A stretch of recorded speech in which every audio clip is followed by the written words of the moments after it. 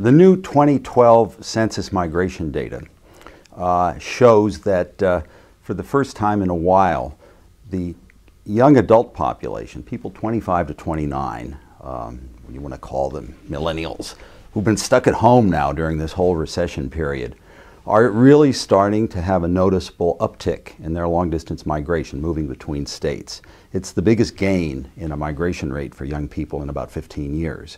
That doesn't mean it's a high migration rate, because it's really been down in the doldrums for the last few years.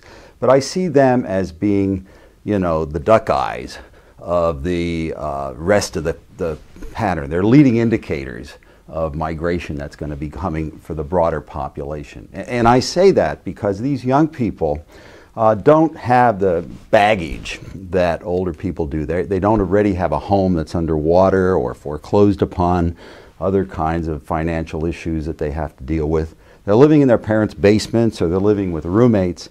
And so when they start moving, that means, you know, something's going on. And when we look at the metropolitan areas that are attracting these young people, they tend to be places that are knowledge-based, have high-tech stuff going on, and are kind of cool. Okay? And so Washington, D.C., Houston, Denver, Portland, Oregon, Austin, Texas are the places that are having the biggest gains in these young people over the last period that we have data for, the most recent data that we have. Well, migration is of various sorts and of various motivations. People who move longer distances tend to move for employment-related reasons. Unless, of course, they're senior citizens, they move to retire. But for most of the people in the labor force, they move long distances because they know that jobs in different parts of the country may open up in their fields, whatever their specialty is or whatever they want to do, and they're willing to move to those jobs. Short distance migration tends to be moving to buy a new house within the same area. You don't usually change jobs when you move in a short distance within the same county or within the same community.